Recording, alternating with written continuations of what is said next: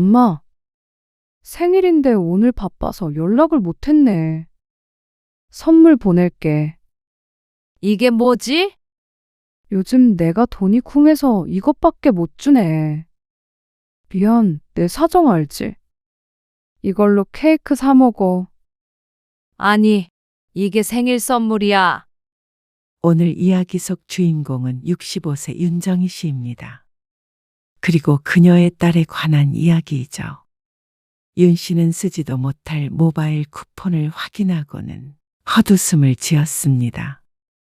그리고 사용하지 못하는 걸 뻔히 알면서 선물이라고 준 딸을 떠올렸습니다. 아마 어디서 받은 걸 주었거나 생일인 것을 뒤늦게 깨닫고 부랴부랴 챙긴 것이 아닐까 싶었습니다. 하지만 그게 어떤 것이든 생일에 엄마 생각했다는 것을 고마워해야 할지도 몰랐습니다. 그렇게 생각하려고 노력했죠. 그렇지만 윤 씨의 딸이 자신의 시모의 생일엔 무엇을 주었는지 알게 된 이상 그렇게 생각하기도 힘들었습니다. 아무리 그래도 그 정도로 차별한다는 것은 있을 수 없는 일이었습니다. 친정부모를 업신여기고 시부모만 챙기는 걸 어디까지 이해해야 할지 몰랐습니다. 친정부모에게서는 온갖 도움을 받아가며 정작 효도는 시부모에게 하는 딸. 요즘엔 딸 가진 게 아들 가진 것보다 나은 시대라고 했는데 왜 윤 씨 가족에게는 해당되지 않는 것인지 몰랐습니다. 그런 딸에게 윤 씨도 더 이상 마음 쓸 이유를 찾지 못했습니다. 윤 씨는 아들 하나, 딸이 하나 있었습니다. 2살 터울이며 둘 다 일찍이 독립해서 따로 살았고 이제는 각기 가정을 이루고 살고 있었습니다. 윤 씨는 딸 가진 엄마가 의례 그렇듯 아들보다는 딸과 좀 더 가까웠습니다. 남편이 세상을 떠난 뒤로는 더욱 그랬습니다. 무뚝뚝한 아들과 다르게 딸은 시시콜콜한 얘기를 하기 위해 하루에 몇 번씩 전화하기도 했고 주말엔 홀로 집에 찾아오기도 했습니다. 그래서 아들보다 딸이 낫다는 말을 실감할 때도 종종 있었습니다. 그렇다고 아들과 왕래를 안 하는 것은 아니었지만 그만큼 딸과 친밀했습니다. 특히 딸이 아이를 낳으면서 더 그랬죠. 나는 엄마 없었으면 어땠을까? 예를 들어 엄마가 부산에 산다고 생각해봐. 이렇게 못 도와줬을 거 아니야. 아무래도 친정엄마가 가까이 살면 좋지. 그렇지? 내 친구는 친정엄마 대신 시엄마가 몸조리 해준다는데. 불편해서 어떡해? 딸은 몸서리를 치며 말했습니다. 딸이 손녀딸을 낳았을 때였습니다. 산후조리원에서 나와서 약 2달간 윤 씨가 왔다 갔다 하며 몸조리를 도왔습니다. 딸도 출산 전부터 부탁하기도 했고 윤 씨도 자신이 친정엄마이기 때문에 당연히 그래야 한다고 생각했습니다. 윤 씨와 딸의 집은 차 타고 30분 정도 거리였습니다. 매일 오갈 만큼 가까운 것은 아니었습니다. 하지만 그렇다고 오가지 못할 정도는 아니었죠. 힘들었습니다. 남 몸조리를 해준 적도 없었고 윤 씨도 아이를 낳은 지가 30년이 넘었기 때문에 아이를 돌보는 방법도 잊어버렸습니다. 그리고 딸과 하루 종일 딱 붙어 수발을 드는 건 결코 쉬운 일이 아니었습니다. 미역국 말고 다른 건 없어. 미역국 먹어야 피가 맑아진대잖아. 그래도 지겨워. 맛있는 것 좀 먹고 싶다. 뭐 해줄까? 글쎄, 잡채 같은 것도 먹고 싶고. 알았어. 이따가 장봐 와서 해줄게. 역시, 엄마가 최고야. 그 말을 들었을 때 뿌듯했던 것 같기도 했습니다. 내 딸이 아이를 낳은 것이 장했고 손주를 보며 딸도 돌볼 수 있어서 다행이라고 생각하기도 했습니다. 그리고 당연히 딸도 윤 씨에게 고마워한다고 생각했죠. 엄마, 내일 시어머니 오신다고 그러는데 청소 좀 해줄 수 있어? 찌릿하고 느껴지는 통증에 오른 손목을 돌리고 있는데 딸이 말했습니다. 사돈이 오신다고. 언제? 내일 오전에 갑자기 오시겠다고 그러네. 근데 집이 어수선해서 알잖아. 우리 어머님 성격. 지저분하면 또 한 소리 하실 거야. 사실 집이 지저분하다기보다 아이 있는 집처럼 보일 뿐이었습니다. 아기용품이 많고 늘 손 닿는 곳에 있어야 하니까 조금 번잡해 보일 수 있었습니다. 윤 씨는 딸의 말을 듣고 거실과 주방 등을 대충 청소했습니다. 말이 대충이지 그래도 2시간은 좋게 흘렀죠. 그런데 딸은 그것도 부족했는지 더한 걸 요구했죠. 엄마, 진짜 미안한데 베란다 창틀 좀 닦아주면 안 될까? 어머님이 저런데도 보시거든. 지난번에도 뭐라고 하셨어? 창틀까지 닦으라고? 윤 씨는 자신도 모르게 어처구니 없는 말투로 대꾸하게 되었습니다. 이미 땀이 송글송글 맺히려고 하는데 창틀까지 닦을 생각을 하니 눈앞이 까맣게 되었죠. 딸은 잔뜩 미안한 기색을 보이며 부탁했습니다. 내가 하다가 손목 나가면 어떡해. 몸조리 잘못하면 평생 간다며. 하지만 윤 씨는 이미 손목 보호대를 하고 있었습니다. 1달 넘게 아이를 돌보고 딸의 수발을 들다 보니 손목이 가장 아팠죠. 엄마도 손목 안 좋은데 미안. 딸의 사과에 윤 씨는 한숨을 푹 내쉬었습니다. 하지만 그렇다고 출산한 지 얼마 안 된 딸을 시킬 마음은 들지 않아서 직접 수세미를 들었습니다. 딸이 시모에게 책 잡히는 것보다는 자신이 30분 더 고생하는 게 낫다 싶었습니다. 몸조리는 2달 해주고 끝이 났지만 그렇다고 친정엄마 노릇이 끝난 것은 아니었습니다. 엄마, 이따가 하영이 봐주러 올 거지? 3시까지 가면 된다고 그랬지? 응. 근데 올 때 뭐 좀 사다 줄 수 있어. 뭘? 마트 들려야 해. 마트는 아니고 아이스크림 가게에 들려야 하는데? 사거리에 있는 거 알지? 아, 어떻게 사면 되는데? 윤 씨는 딸의 부탁에 난감하다는 듯이 대꾸했습니다. 내가 받은 쿠폰이 있거든.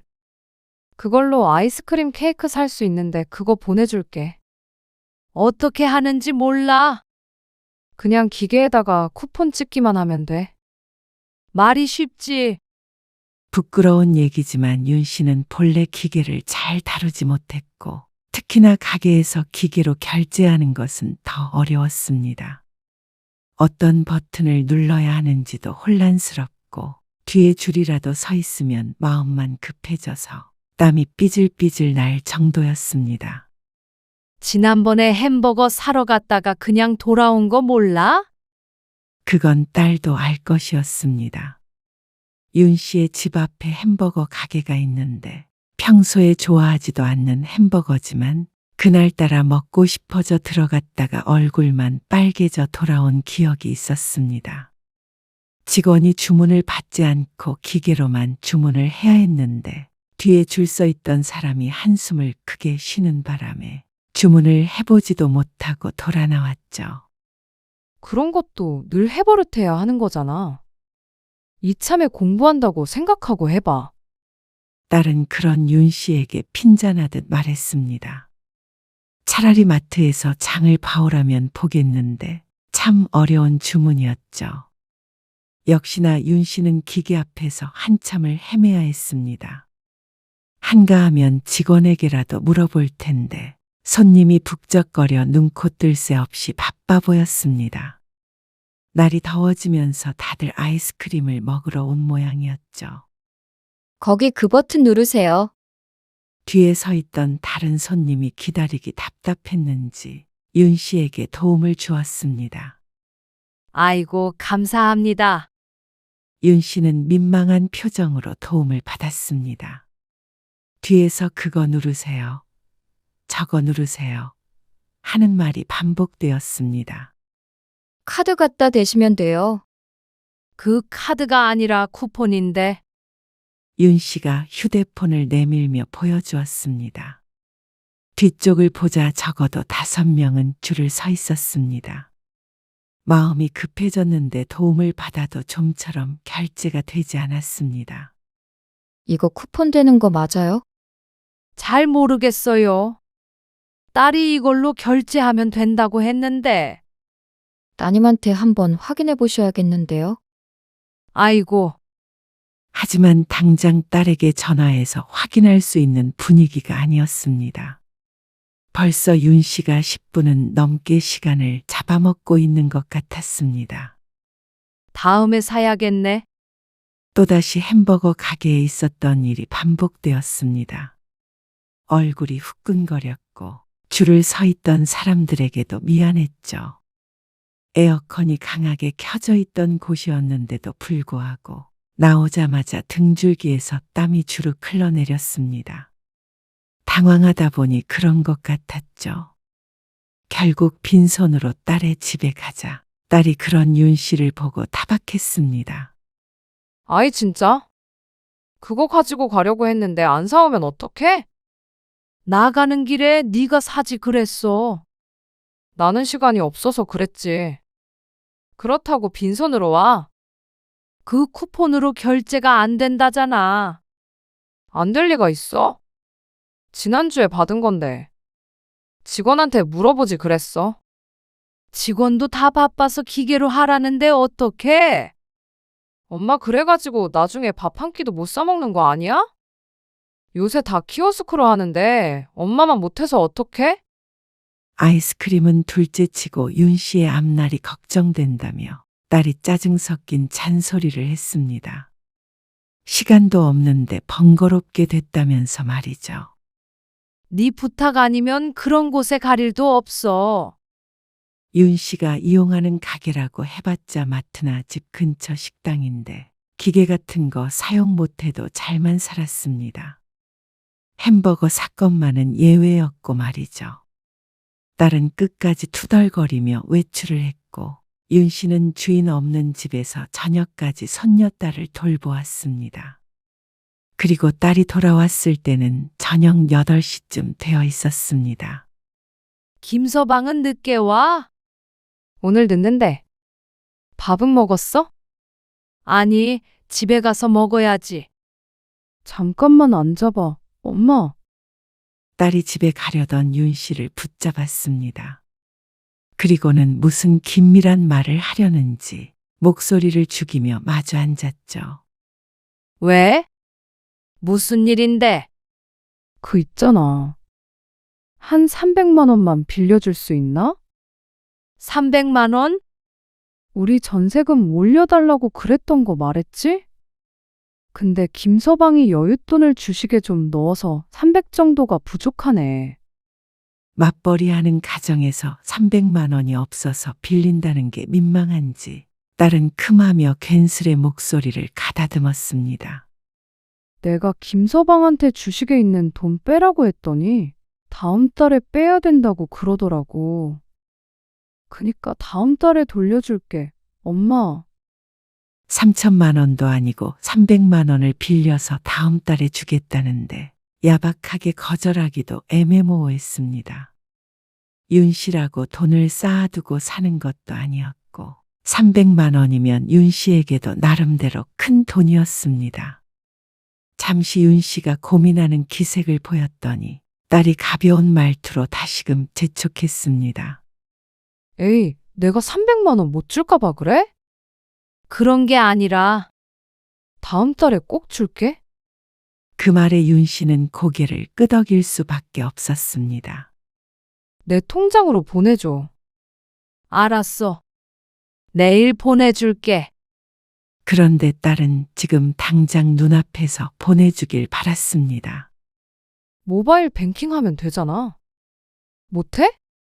미심쩍게 쳐다보는 딸에게 윤 씨는 고개를 저었죠. 아니, 할 수 있지. 그래서 그날 바로 딸에게 300만 원을 이체해 주었습니다. 딸은 엄마 덕에 한시름 났다며 기뻐했고 결과적으로 말하자면 다음 달에도 그 다음 달에도 300만 원은 돌려받지 못했습니다. 다음 달에 줄게 하는 소리를 여러 번 듣고는 윤 씨도 어느 정도 포기하게 되었습니다. 이래서 망설였던 것이었습니다. 급할 때는 이자도 톡톡히 쳐서 갚을 마음이 있지만 막상 갚을 때가 되면 생돈이 나가는 것 같아서 괜히 아까웠습니다. 그게 사람 심리였습니다. 딸이 그럴 거라고 생각하지는 않았지만 금전거래라면 지긋지긋했습니다. 죽은 남편이 생전에 빚을 지는 바람에 젊어서 십수년을 고생했던 기억이 있어서였습니다. 그리고 그런 걱정이 기우가 아니었는지 딸에게서 300만 원을 받지 못하게 되자 역시나 부모 자식 관계에서도 돈거래는 참 어렵다는 생각이 들었습니다. 그래도 내 딸에게 빚쟁이처럼 쫓아가 돈을 닥달할 수도 없기에 생각날 때 가끔 묻고는 최근 들어서는 돈에 관해 이야기도 꺼내지 않았습니다. 괜히 300만 원 때문에 서로 감정만 상하게 될까 봐서였죠. 그런데 그렇게 반년이 조금 더 지났을 때였습니다. 딸은 생각지도 못한 부탁을 해왔습니다. 뭐? 2천만 원? 아니, 김서방이 말이야. 김서방이 왜? 주식에서 돈을 날렸대. 뭐? 근데 대출을 받았나 봐. 나한테 말도 안 하고. 딸이 속상한 듯 흐느끼며 말했습니다. 아등바등 벌면 뭐해? 이렇게 한순간에 없어지는데. 나 정말 못 살아. 엄마, 그렇게 큰 돈이 필요한 거야? 투자는 그것보다 많이 했어. 윤 씨가 다 눈앞이 깜깜해지는 기분이었습니다. 나도 모르는 빚이 있다는 게 어떤 기분인지 윤 씨는 아주 잘 알고 있었습니다. 딸이 걱정됐습니다. 할 수만 있다면 딸의 말처럼 도와주고 싶었습니다. 하지만 300만 원 정도야 눈 딱 감고 없는 셈 칠 수 있었지만 2천만 원이면 이야기가 달랐습니다. 특히나 윤 씨처럼 새로운 수입이 적은 60대라면 말이죠. 열심히 살아서 그럭저럭 노후에 먹고 살 수는 있겠구나 싶었는데 이런 식으로 큰 돈이 줄줄이 샌다면 그것조차 장담할 수는 없었습니다. 앞으로 몇 년을 더 살게 될지 모르는 일이니 말이죠. 그래서 딸의 부탁을 선뜻 들어줄 수가 없었습니다. 그리고 300만 원도 안 갚는 딸이 2천만 원이라고 쉽게 갚을 수 있을 거라고 생각이 되지 않았습니다. 내가 안 줄까봐 그래. 지난번에 빌린 것도 같이 갚을게. 역시나 딸이 잊고 있었던 건 아닌 듯 했습니다. 그저 친정엄마 돈은 급한 돈이 아니라고 생각한 모양이었죠. 그래서 더욱더 수락하기가 힘들었습니다. 지금 당장 자식의 사정도 중요하지만 나중에 더 늙어서 자식에게 손 벌리는 일은 피하고 싶었습니다. 그런데 딸은 그런 윤 씨에게 서운해했습니다. 자신을 사랑하지 않는다고 했죠. 부모라면 자식이 괴로울 때 도와줄 수 있는 거 아니야? 내가 그냥 달라고 그러는 것도 아니고 빌려달라는데. 엄마는 어쩜 나한테 이렇게 야박해? 그동안 딸에게 해줬던 수많은 일들은 이미 없던 일이 되어버린 듯 했습니다. 졸지에 야박하고 매정한 부모가 되어버린 윤 씨는 그 이후로도 내내 신경이 쓰였습니다. 당연했습니다. 그렇게 거절하고 마음 편한 부모는 없을 것이었습니다. 그리고 보름쯤 뒤에 윤 씨의 생일이었습니다. 2천만 원을 빌려달라고 한 뒤로 딸은 한 번도 전화를 하지 않았습니다. 하루가 멀다 하고 연락하던 딸이 단단히 마음이 상한 듯 했습니다. 하지만 그렇다고 윤 씨가 2천만 원을 덜컥 빌려줄 여력도 되지 않았습니다. 여러모로 마음이 복잡했습니다. 그런데 아무리 그래도 생일에 마저 연락이 없을 줄은 몰랐습니다. 오늘 가은이 맞나요? 가은이? 아니, 저희도 못 가는데 어쩌죠? 바쁜데 뭘 와? 그래도 생신이신데. 용돈 보내드릴 테니까 친구분이라도 만나서 식사하세요. 그래. 고맙다. 윤 씨는 아들과의 전화를 끊었고 잠시 뒤 휴대폰이 울리며 통장에 30만 원이 들어왔습니다. 찾아오지 못한다고 아들이 보낸 돈이었습니다. 그런데 메시지 함을 뒤져도 딸에게서 온 연락은 없었습니다. 그렇게 하루가 다 지나갈 때쯤이었습니다. 딸에게서 메시지가 왔죠. 엄마, 생일인데 오늘 바빠서 연락을 못했네. 선물 보낼게. 그러면서 생일 축하한다는 말을 덧붙였습니다. 이게 뭐지? 메시지 함을 보자 지난번과 비슷한 쿠폰 같은 게 도착해 있었습니다. 이번에는 빵집에서 파는 케이크 쿠폰이었습니다. 윤 씨는 잠시 말없이 메시지를 내려다보았습니다. 이게 생일 선물이라고 보낸 게 맞나 싶었습니다. 금액을 떠나서 지난번에도 얼마나 애를 먹었는지 알면서 이런 걸 보낼 수가 있나 생각되었습니다. 조금 황당한 기분이 되었습니다. 생일 선물로 케이크를 휴대폰 쿠폰으로 보낸 딸. 그것도 전화 한 통 없이 메시지만 떡하니 온 것이 참 성의가 없다고 생각이 되기도 했습니다. 그래도 하루를 넘기기 전에 연락이 와서 고맙다고 생각해야 하는 것인지 헷갈렸습니다. 큰 선물을 바라거나 돈을 바란 건 아니었습니다. 차라리 선물은 없어도 전화를 해서 축하한다고 했으면 더 낫지 않았을까 싶었죠. 선물을 보냈으니 그러면 윤 씨가 딸에게 전화를 해야 하는 것인가 싶었습니다. 그러던 찰나에 딸이 메시지를 하나 더 보냈습니다. 요즘 내가 돈이 쿵해서 이것밖에 못 주네. 미안. 그 메시지를 보니 또 마음이 안 좋았습니다. 경제적으로 어렵다는데 이게 어딘가 싶기도 했습니다. 윤 씨는 깊은 숨을 내쉬었습니다.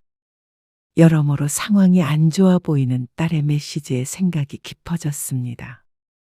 선물 투정을 할 때가 아닌 것 같기도 했고 말이죠.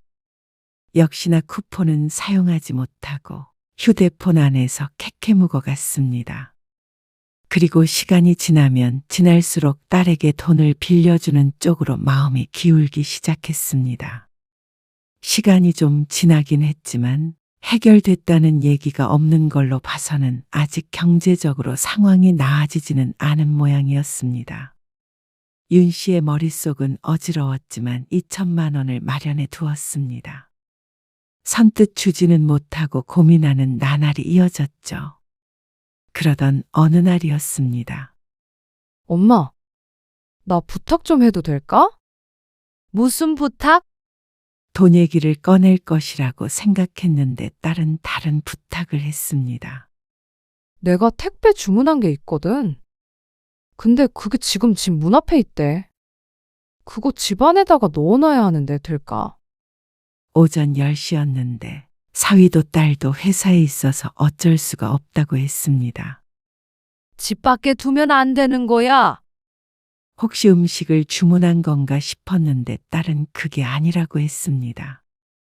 원래 택배를 받으면 집 문 앞에 아무렇지 않게 뒀던 딸인데 그날따라 좀 이상했죠. 그거 좀 중요한 택배라서.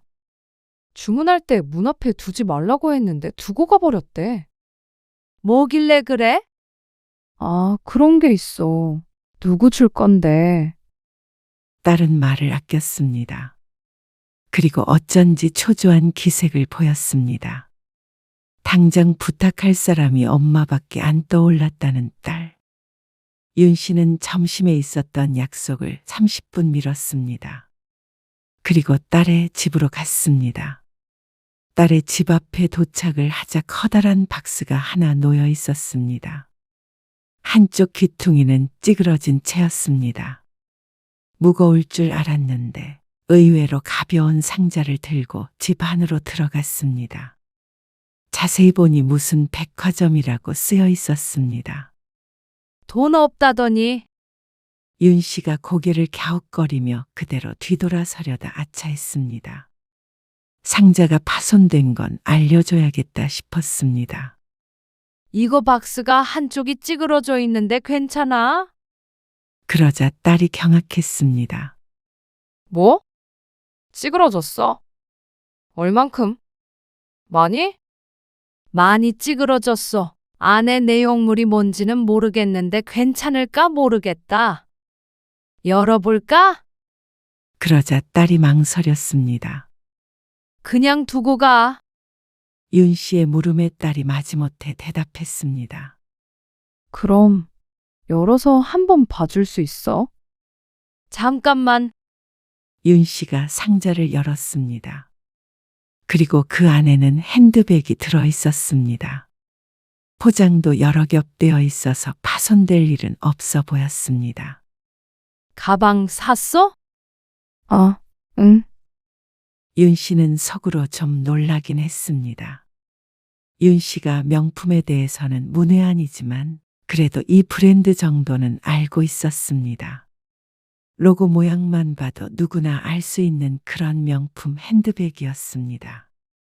한눈에도 고급스러워 보이는 가방을 들어보며 말하자 딸이 대답했습니다. 멀쩡하면 됐어. 그리고 그 핸드백 내 거 아니야. 친구 부탁받아서 택배 받아준 거야. 아, 그래? 그럼 그렇지 생각했습니다. 사정이 어렵다는데 이런 비싸 보이는 가방을 살 리가 없겠지 싶었죠. 알았어. 그러면 이만 가볼게. 응, 엄마. 고마워. 그렇게 전화를 끊고 윤 씨는 가방을 다시 원상태로 포장해 놓았습니다. 그리고서 파손된 상자는 치우려고 들었는데 무언가 툭 하고 떨어졌습니다. 웬 카드가 들어있네? 선물할 때 메시지를 적는 카드 같은 게 보였습니다. 아마 친구가 적은 것일 테니 잘 보관해야겠다 싶어서 가방 위에 올려두려는데 그 내용이 눈에 들어왔습니다. 언뜻 보고 지나치려던 윤 씨의 눈길을 잡아 끌었죠. 어머님, 생신 축하드려요. 늘 건강하고 행복하세요. 그런데 그 밑에는 익숙한 이름이 적혀 있었습니다. 어머님의 며느리 임가은 드림. 그리고 그 옆에 하트까지 야무지게 적혀 있는 것을 보고 윤 씨는 황당함에 입을 다물 수가 없었습니다. 딸이 왜 거짓말을 했는지 알 것 같았습니다.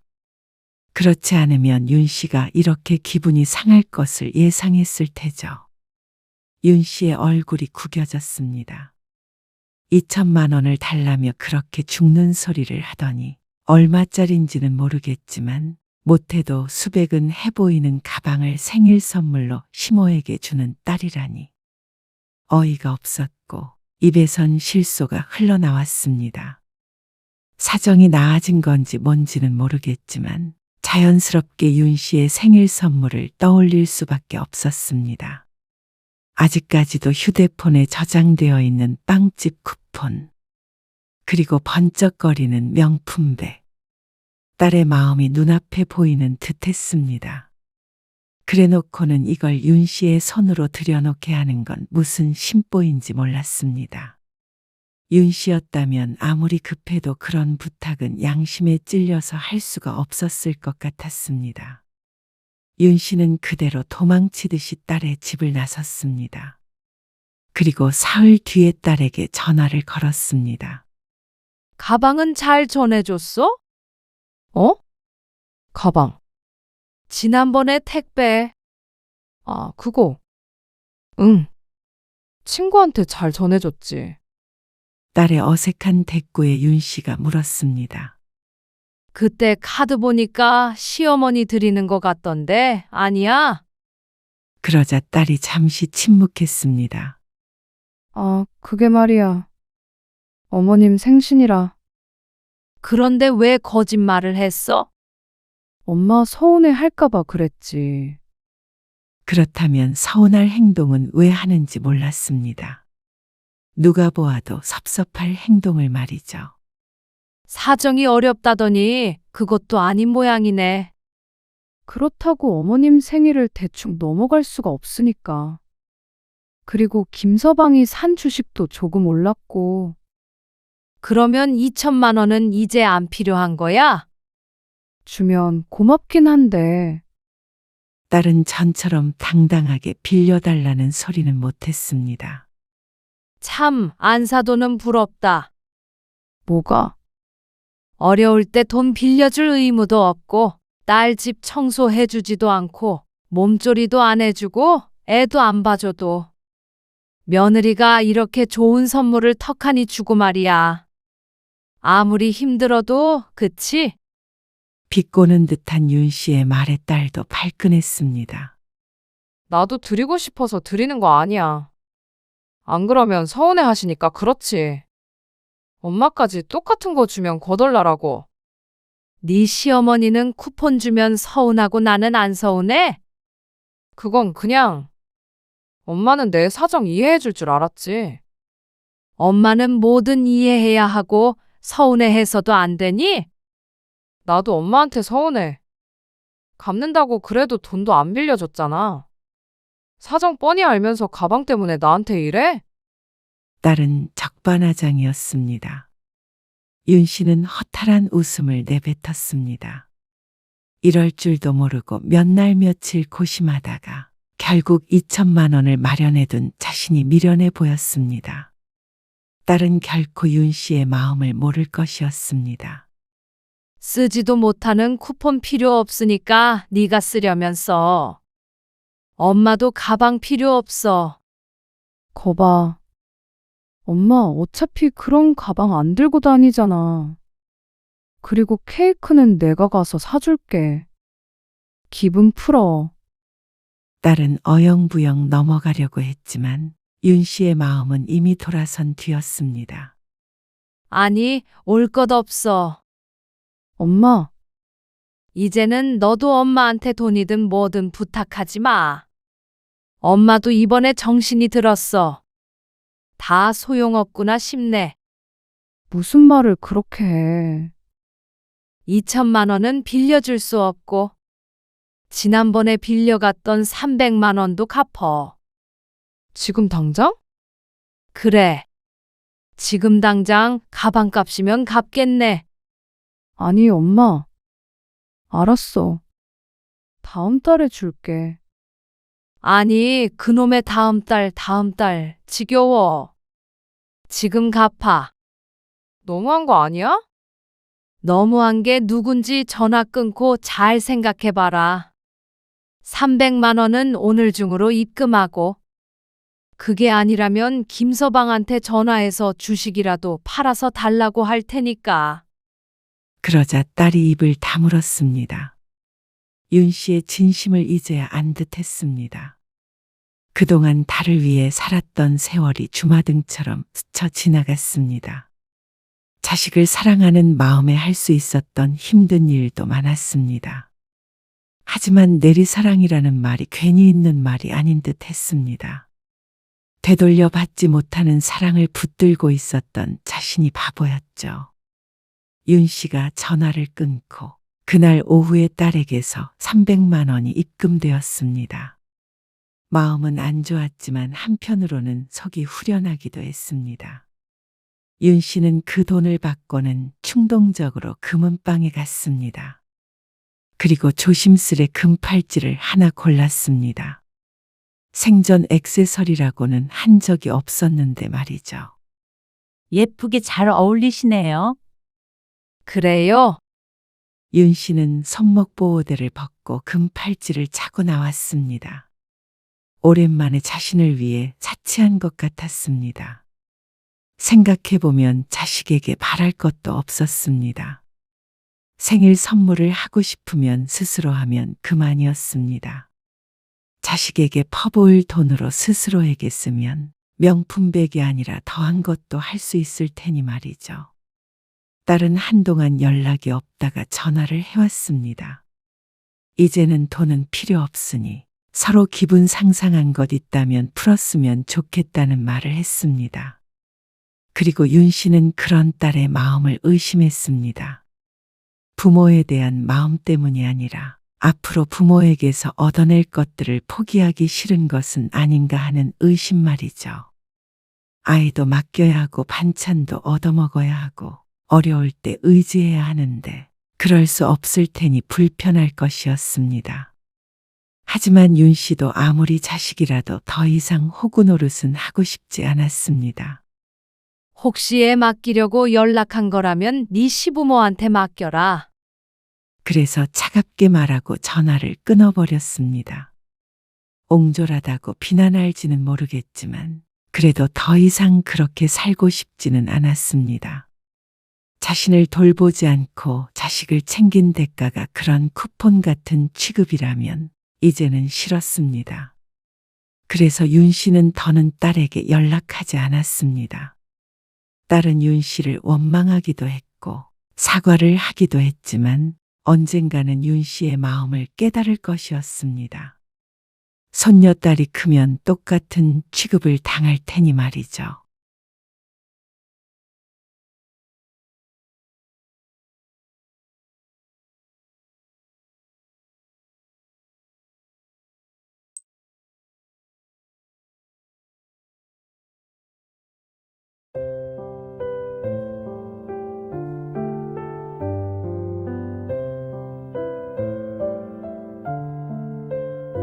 자리가 없는데 어쩌죠?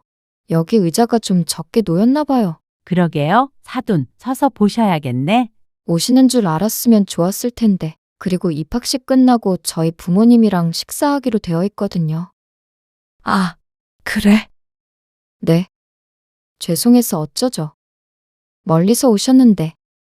오늘 이야기 속 주인공은 67세 강정임 씨입니다. 그리고 그녀의 아들과 며느리에 관한 이야기이죠. 강 씨는 손자 하랑에게 각별했습니다.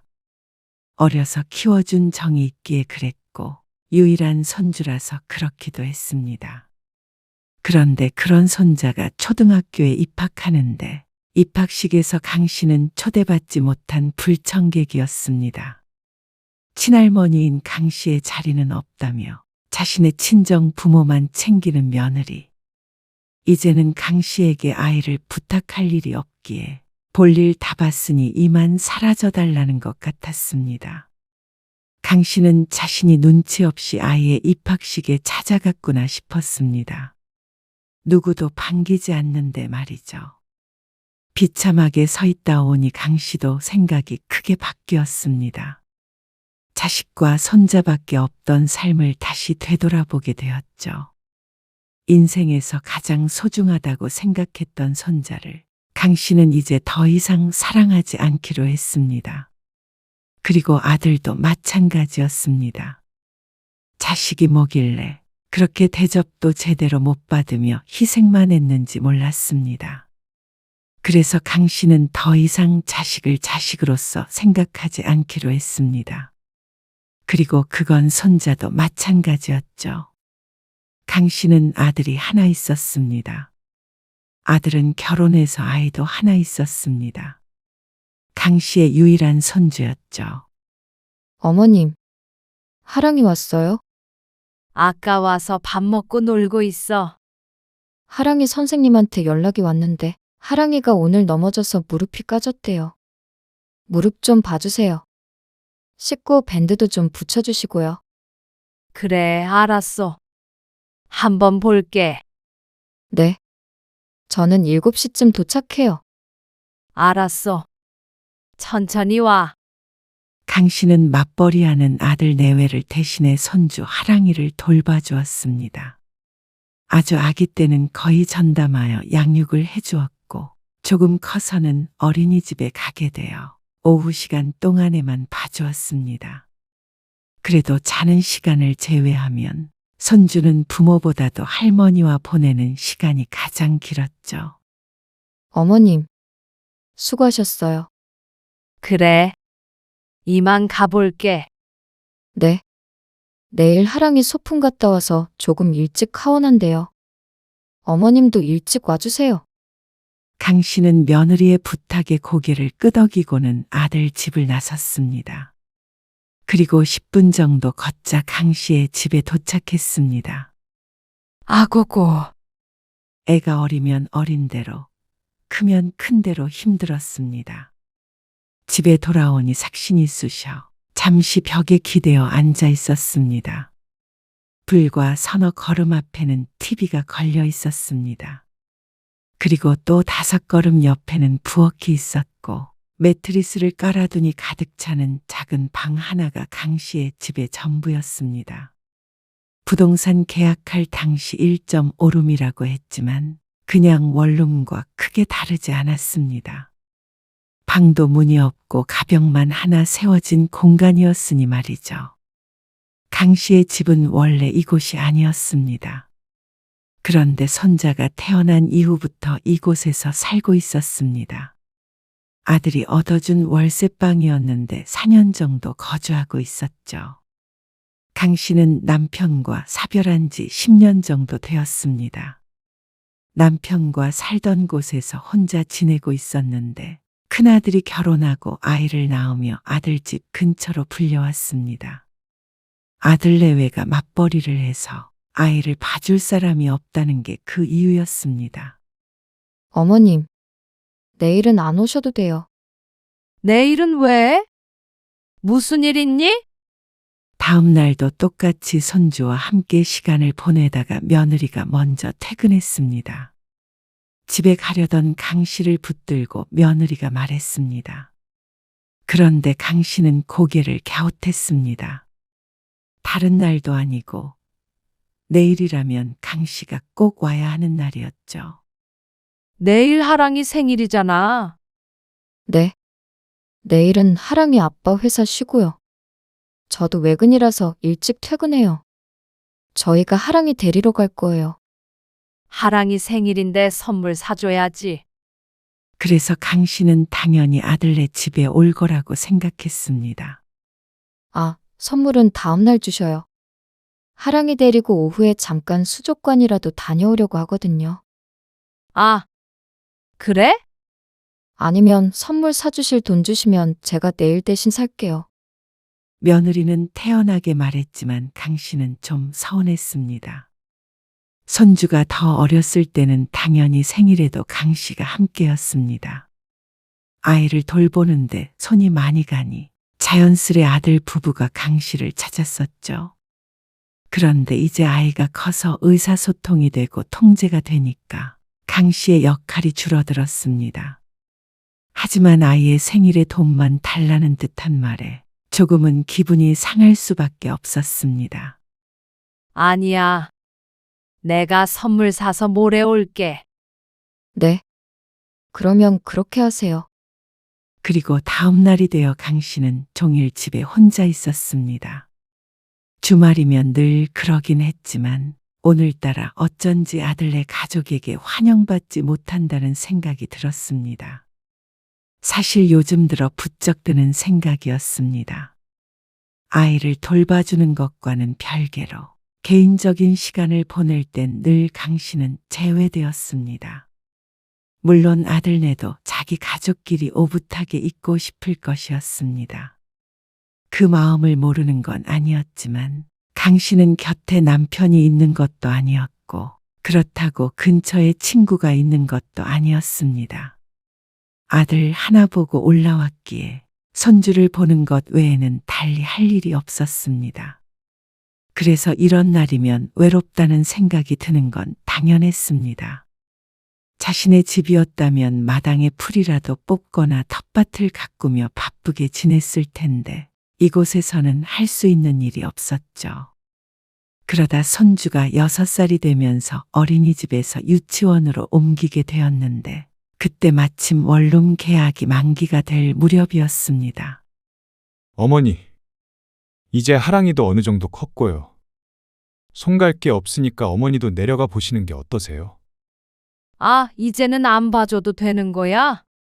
네. 아무래도 방세도 좀 부담이 되기도 하고요. 생활비도 그렇고. 저희가 어떻게든 케어해 볼게요. 월세와 함께 한 달에 60만 원씩 아들이 주고 있었는데 그게 부담스럽다고 했습니다. 돈 벌려고 맞벌이를 하는데 그걸 다 강 씨에게 주고 있다며 말이죠. 하지만 강 씨도 할 말이 없는 건 아니었습니다. 함께 사는 건 싫다며 방을 따로 구해준 것도 아들네였습니다. 그리고 애를 봐주며 한 달에 60만 원밖에 받지 않는 건 강 씨도 아들네 경제 사정을 생각해서 그렇게 한 것이었고 말이죠. 아무리 혼자라지만 그래도 먹고는 살아야 했는데 60만 원이면 늘 모자랐습니다. 그런데도 강 씨는 한 번도 돈에 관해 이야기를 꺼내본 적이 없었습니다. 강 씨가 돈 벌려고 온 것도 아니었고 순수하게 아들 며느리를 도와주고 싶어서 수락한 일이었기 때문이었죠. 하지만 쓰임이 다해 돌아가라고 하니 별 수가 없었습니다. 버티고 있을 일도 아니었습니다. 그리고 강 씨도 그맘때쯤엔 지치기도 하고 외롭기도 했습니다. 그래서 아들의 말을 듣고 보름 만에 짐을 정리해서 내려왔습니다. 하랑이 잘 있어? 네. 잘 지내요. 별일은 없지? 별일이 뭐가 있겠어요. 유치원 잘 다니고 있어요. 야근하고 그럴 때는 어떻게 하고 있어? 아, 장모님이 근처로 이사를 오셔서요. 사돈이? 강 씨는 놀라서 물었습니다. 애초에 강 씨가 원룸에서 살며 손주를 봐줬던 이유가 사돈이 멀리서 살아서였습니다. 바깥 사돈만만 두고 안 사돈이 혼자서 올라갈 수도 없는 노릇이니 혼자인 강 씨가 갔던 것이었죠. 그런데 이사를 했다니 놀랄 수밖에 없었습니다. 장모님이 이제는 자식 곁에서 살고 싶으시다고 오셨어요. 그 타이밍이 참 공교로웠습니다. 아마도 그래서 강 씨가 내려오게 된 것 같았습니다. 평생 그곳에서 살 생각은 없었지만 그래도 조금 씁쓸하기는 했습니다. 이제 좀 키우기 수월해지니 손주 재롱은 사돈네가 보며 사는 것 같았죠. 알았어. 나중에 하랑이랑 통화 좀 한번 시켜줘. 네. 알겠어요. 하지만 강 씨는 좀처럼 손주와 통화하기가 힘들었습니다. 강 씨가 먼저 전화를 할 때면 사돈네와 함께 있어서 통화가 곤란하다고 했습니다. 그러자 강 씨는 애가 타는 기분이었습니다. 매일같이 보던 손주와 단절되어버린 기분이었죠. 그렇게 1년 반 정도를 떨어져 살았습니다. 그동안 명절에 한 번씩 내려오긴 했지만 그때뿐이었습니다. 1년에 단 2번. 강 씨가 자식과 손주를 볼 수 있는 날이었죠. 아주 자주 보는 것까지는 바라지 않았지만 그래도 좀 더 만날 수 있다면 좋겠다고 생각했습니다. 집으로 돌아온 뒤에는 그래도 동네 사람들도 있고 친구도 있어서 외롭진 않았지만 자식과 비교할 수는 없는 노릇이었으니 말이죠. 주말에 한번 올라갈까 하는데 하랑이도 볼 겸. 아, 주말에요? 하랑이 주말에 수영도 가고 축구 아카데미도 다녀서요. 그럴 시간이 별로 없어요. 일정이 많네요. 아, 그렇게나 많이 다녀? 네. 그래서 주말에 오셔도 잠깐밖에 못 보실 거예요. 그래, 알았어. 그러면 다음에 연휴 때 한번 가던지 할게. 네, 미리 꼭 말씀해 주세요. 특히나 손주가 무척 보고 싶었습니다. 자신의 손으로 키운 것이나 마찬가지이기에 애틋한 마음이 컸습니다. 하지만 점점 손주는 할머니의 존재를 잊어갔습니다. 하랑아, 잘 지냈어? 강 씨의 질문에 손자는 고개만 한번 까딱 끄덕였습니다. 그러고는 엄마 뒤에 몸을 숨겼습니다. 원래 부끄러움이 많은 성격이긴 하지만 강 씨가 키울 때는 엄마보다도 강 씨를 따랐던 손자였습니다. 하지만 언제부턴가 이렇게 대면대면하게 굴기 시작했습니다. 아무래도 자주 안 보다 보니 그새 낯설어진 모양이었습니다. 추석에 내려온 손자는 예전처럼 강 씨의 품에 안기지 않았습니다. 우리 하랑이 얼마 안 있으면 학교 가겠네? 그러자 손자는 또다시 고개를 끄덕였습니다. 자꾸만 강 씨가 말을 거는 게 불편한 모양이었습니다. 강 씨는 씁쓸한 미소를 지으며 잡았던 손자의 손을 놓았습니다. 이렇게 조금 더 시간이 지나면 아마 친할머니는 생각도 나지 않게 되겠구나 생각하니 마음 한구석이 알싸해졌습니다. 입학식이 언제지? 3월 초에 있어요. 오시게요? 그 말투가 참 꺼림칙해서 당연히 가려고 했던 강 씨가 대답을 망설이게 되었습니다. 요즘엔 할머니까지 오진 않을걸요? 옛날에는 온 식구가 입학식이나 졸업식에 참석했지만 요즘은 또 그런 분위기가 아니라고 했습니다. 아, 부모만 참석하나? 꼭 그런 건 아니라도 오고 싶으면 오세요. 오지 말라고 하기엔 마음에 걸렸는지 아들이 입학식에 올 수 있으면 오라고 했습니다. 강 씨는 잠시 생각하다가 고개를 끄덕였습니다. 시간이 되면 갈게. 멀어가지고 갈 수 있을지는 모르겠다. 그리고 다음날 아들 내외는 일찍이 집을 나섰습니다. 차 막하기기 전에 가야 한다며 7시 반에 아침밥도 먹지 않고 출발했습니다. 하랑아, 잘 지내고 있어. 네, 강 씨는 손자의 주머니에 5만 원짜리 2장을 넣어주었습니다. 그러자 손자는 감사합니다 하며 고개를 살짝 숙였습니다. 손자가 떠나는 모습을 보자 가슴이 뭉클했습니다. 이제 또 내년에나 보겠구나 생각하니 먹먹한 기분이 들었죠. 어째서인지 자식보다도 더 애틋한 마음이 들고는 했습니다. 손주가 둘, 셋 더 있었다면 이러지는 않았을 텐데 하나라 더 그런 듯 했습니다. 그리고 입학식이 이틀 앞둔 어느 날 손자에게서 전화가 걸려왔습니다. 핸드폰 샀다고? 네, 할머니가 사줬어요. 이제 학교 가니까. 외할머니가 휴대폰을 사주었다며 강 씨에게 전화를 건 것이었습니다. 강 씨는 너무나도 반가웠습니다. 아이고, 좋겠네. 우리 하랑이 할머니한테도 전화 자주 해줘. 할머니, 나 학교 입학할 때 와요. 응? 입학식에? 네. 와서 구경하면 좋은데. 아이고, 그럴까? 사실 그럴 생각은 없었습니다. 갈까 생각했던 적도 잠시 있었지만 입학식도 금방 끝난다고 하고 또 가족끼리 오붓하게 있고 싶을 테니 괜히 가서 아들네 부담을 주고 싶지는 않았죠. 그런데 손자가 이렇게 직접 전화해서 오라고 하니 마음이 달라졌습니다. 내 자식 같은 손자가 처음으로 학교를 간다는데 강 씨도 직접 그 모습을 보고 싶기도 했습니다. 조부모는 잘 오지 않는 분위기라고 하니까 남들이 강 씨를 보고 유별나다고 할 수도 있겠지만 그래도 상관없었습니다. 강 씨는 단 한 번밖에 없을 손자의 초등학교 입학식에 꼭 참석하고 싶었습니다. 그래서 훌쩍 자란 손자도 보고 싶었고 책가방을 메고 서 있는 모습도 보고 싶었죠. 그러면 너무나 뿌듯할 것 같았습니다. 그만큼 키워낸 게 자신이라고 생각하면 자랑스러울 것 같았습니다. 그래서 강 씨는 잠시 고민하다가 다음날 아들에게 전화를 걸었습니다. 내일 하랑이 입학식에 가려고. 아, 어머니도 오시겠다고요? 너무 멀잖아요. 갑작스러워서 저희도 손님 맞을 준비도 안 돼 있고. 강 씨의 갑작스러운 방문이 부담스러운 눈치였습니다. 입학식이 어차피 오전에 있잖아.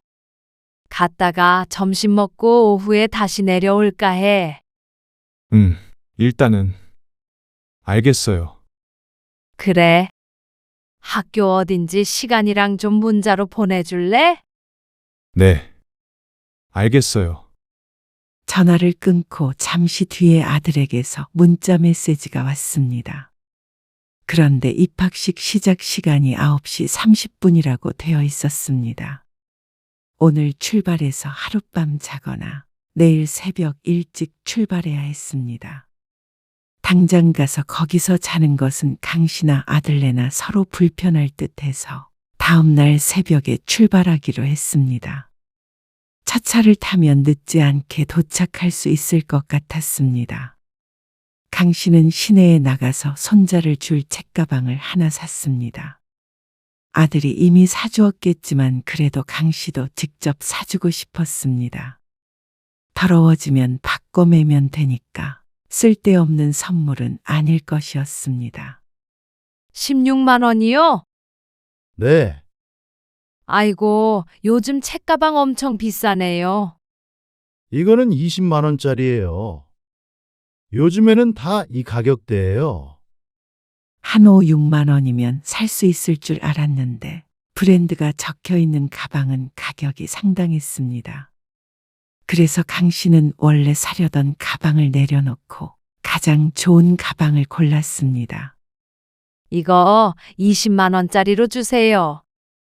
손자가 정말 좋아할 거예요. 그 말에 강 씨는 뿌듯한 미소를 지었죠. 그리고 다음 날 선물이 담긴 쇼핑백을 들고 강 씨는 이른 새벽에 버스를 탔습니다. 얼굴엔 피곤함이 묻어 있었지만 마음은 설렜습니다. 버스에서 내려 택시를 타고 학교 앞으로 가자 입학식이 시작할 시간이 거의 다 되었습니다. 교문 앞은 사람들로 붐볐습니다. 그리고 그곳에서 강 씨는 꽃다발도 하나 샀습니다. 역시나 가장 크고 비싼 것으로 말이죠. 강 씨의 양손이 무거웠습니다. 근처에 있던 사람들에게 물어 입학식이 진행되는 강당으로 찾아가자 정신이 하나도 없었습니다. 사람들은 많았고 아이들이 있으니 강당 안은 소란스러웠습니다. 강 씨는 두리번거리며 손자를 찾았습니다. 하지만 수많은 학생들 가운데 손자를 찾기란 쉬운 일이 아니었습니다. 그래서 강 씨는 휴대폰을 꺼내 아들에게 전화를 걸었습니다. 하지만 받지 않았습니다. 하는 수 없이 사람들을 지나쳐 직접 찾아보기로 했습니다. 할머니, 할아버지는 안 오는 분위기라더니 많기만 하네. 할머니, 할아버지, 부모할 것 없이 참석한 어른들이 무척 많았습니다. 이윽고 입학식을 시작할 테니 모두 착석해달라는 안내방송이 나왔습니다. 그러자 사람들이 분주히 자리에 앉기 시작했습니다.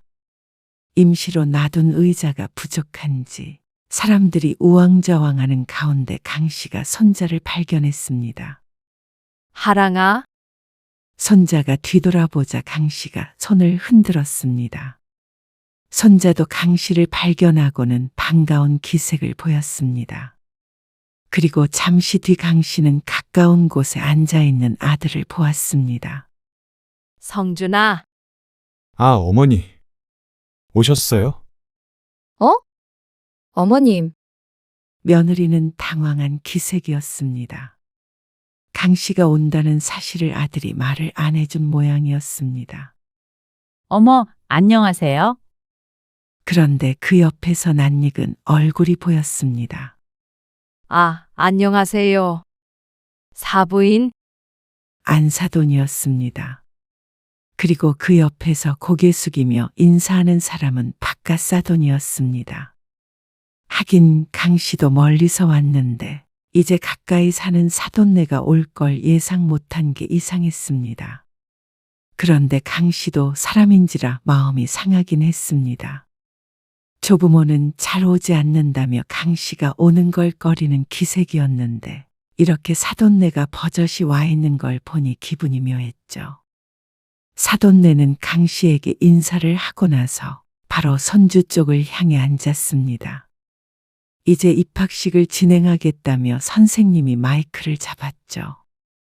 강 씨가 주위를 두리번거렸습니다. 하지만 도무지 앉을 만한 곳이 없었습니다.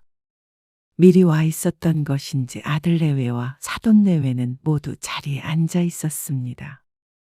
강 씨가 앉지 못하고 있자 아들이 머뭇거렸습니다. 자리에서 일어나려는지 엉덩이를 들썩거리자 옆에 있던 며느리가 아들을 잡아 앉혔습니다. 자기가 하랑이 아빠인데 여기에 앉아 있어야지. 하랑이가 뒤돌아볼 텐데. 그러자 아들이 난감한 표정으로 자리에 앉았습니다. 자리가 없는데 어쩌죠? 여기 의자가 좀 적게 놓였나 봐요. 뒤에는 강 씨처럼 앉지 못해서 서 있는 사람들도 몇 보였습니다. 아이는 하나인데 식구들이 다 같이 오니 그럴만도 했습니다. 오시는 줄 알았으면 좋았을 텐데 입학식 끝나고 저희 부모님이랑 식사하기로 되어 있거든요. 강 씨가 별말을 꺼낸 것도 아니었는데 며느리는 꼭 이만 가달라고 말하고 있는 듯 했습니다. 아, 그래? 네, 죄송해서 어쩌죠. 멀리서 오셨는데. 시작한다. 안사돈은 며느리를 툭툭 치며 앞을 보았습니다. 그리고 입학식은 시작되었습니다.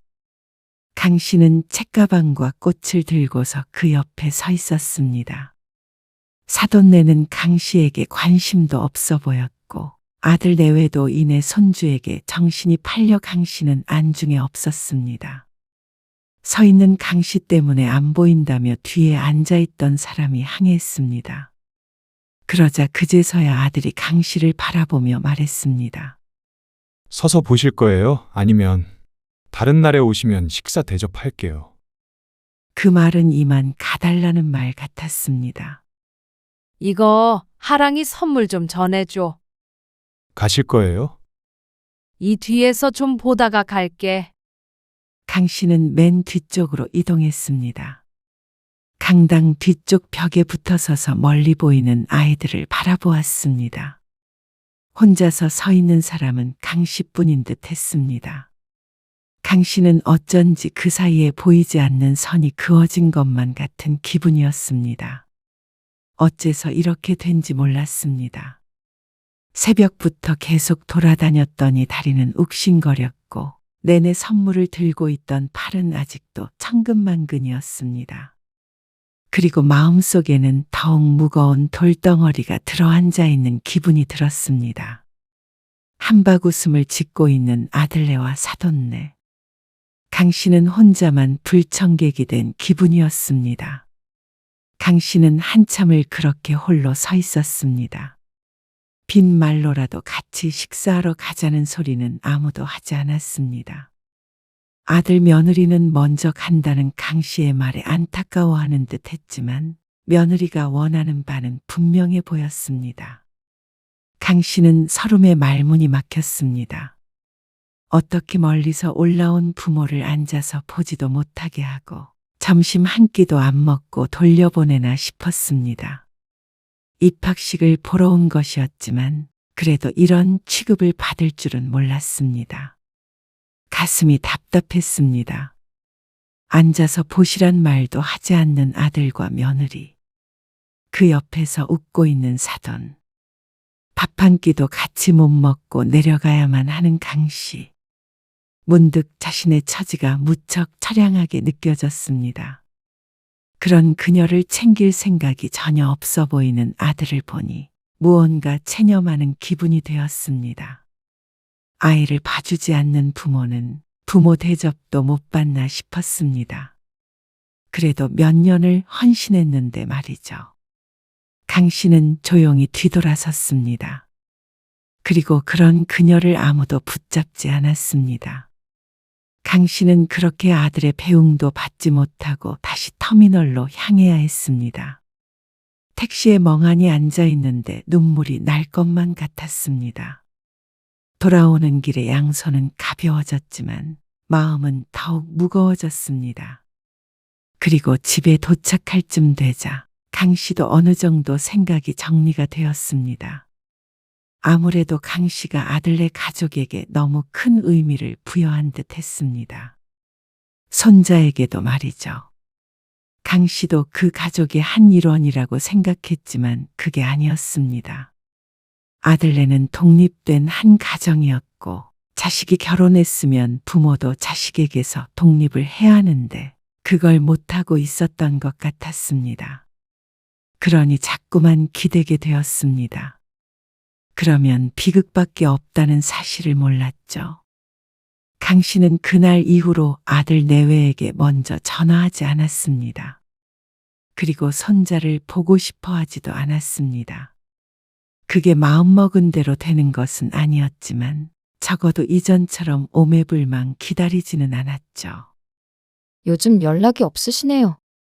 그리고 2달쯤 뒤에 며느리에게서 연락이 왔습니다. 입학식 이후로 처음으로 통화를 하는 것이었습니다.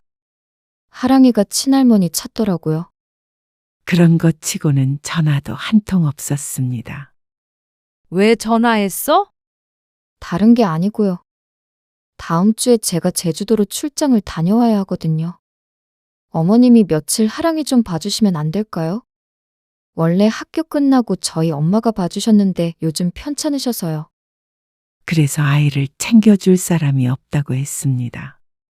하랑이 아빠한테 보라고 하면 되잖냐? 하랑이 아빠도 회사 때문에 늦고요. 며칠 동안 애 밥 챙기고 할 수가 없을 것 같아서요. 어쩌냐? 나도 바빠서. 어머님이요? 그래. 다음 주에 약속이 많아서 안 되겠다. 그렇게 멀리 가기도 힘들고. 아, 그러세요? 거절당할 줄 몰랐다는 듯이 며느리는 당황한 기색이 역력했습니다. 다른 사람한테 부탁해봐라. 며느리는 별다른 대꾸를 하지 못했습니다. 그 사이에 강 씨는 인사를 하고 전화를 끊었습니다. 이런 식으로 통화한 것은 처음이었습니다. 며느리가 이상하게 생각하만도 했습니다. 그래서 그런지 다시 부탁하는 전화는 오지 않았습니다. 하지만 아들에게 서운하다고 얘기했는지 얼마 뒤에 아들에게 전화가 왔습니다. 어머니, 하랑이 못 봐준다고 하셨다면서요. 그래. 어머니가 뭐가 바쁘시다고요. 그냥 겸사겸사 올라오셔서 하랑이도 보고 그러시면 좋잖아요. 나이 들면 약속도 없는 줄 아니? 하랑이 며칠 봐주자고 거기까지 올라가라는 거야? 아, 혹시 입학식 때 그때 서운하셔서 그러세요? 그날 이후로 전화도 없으시고. 에이, 뭘 그런 거 가지고 서운해하세요. 전화가 없던 건 너희도 마찬가지였잖아. 나도 이제 손주 봐주는 일은 그만하고 내 인생이나 살련다. 아니, 하랑이잖아요. 그렇게 예뻐하셨으면서. 그러니까 이제 그만 사랑하려고 아무도 고마워하지 않을 일 하면서 괜한 고생했던 것 같아. 어떻게 그런 말씀을 하세요? 하랑이가 서운해하겠어요. 너희는 서운할 수 있고 하랑이도 서운할 수 있고. 근데 나는 서운하면 안 되니? 참, 도와달라고 할 때만 연락하는 너도 너다. 그러면 나는 얼른 달려가서 아이 봐줘야 해. 그런 말이 아니잖아요. 급한 사정이 있든 없든 이제는 너희가 알아서 키워. 사돈네한테 부탁하던지. 장모님이 안 된다고 하시니까. 그건 너희 사정이니까. 앞으로는 나도 신경 안 쓰고 살 거야. 하랑이 키워준 것만으로도 평생 해줄 일 다 해줬다고 생각한다. 아니, 그때는 돈도 드렸잖아요. 돈? 기가 찼습니다. 꼭 정당한 대가를 지불하고 애를 맡긴 것처럼 말하고 있었습니다. 내가 그동안 하랑이 키워준 돈 제대로 달라고 안 해. 더럽고 치사해서. 그런데 앞으로는 너희한테 어떤 도움도 줄 생각이 없어. 하랑이 일이라도요? 그래, 앞으로 졸업을 하던지 중학교를 가던지 대학에 입학해도 용돈 같은 것도 바라지 말어라. 하나밖에 없는 손주인데 그렇게 매정하게 하세요? 안 보고 사시게요? 이제 나는 자식이나 손주보다도 내가 우선이야. 안 보고 살아도 어쩔 수 없다는 생각도 했습니다. 손주를 보는 대가가 아들 내외의 괄시라면 차라리 손주를 안 보고 사는 게 나았습니다. 그런 비참한 기분을 매번 느껴야 된다고 생각하면 소중했던 손주도 미워질 지경이었습니다. 그날 이후로 강 씨는 명절에도 아들을 부르지 않았습니다. 자식 없이 지내는 명절에 익숙해지려고 했습니다. 이제 자신은 아들네 가족이 아니라고 생각하기로 했습니다. 그러면 마음이 오히려 편했습니다. 자식 뭐 대수냐 생각하면 스스로를 더 아낄 수 있었습니다. 자식을 위해 희생하는 일은 스스로를 청승맞게 만드는 일이었습니다. 이제 더 이상 그렇게 살고 싶지 않았습니다. 자식도 손자도 더는 생각하지 않기로 했죠.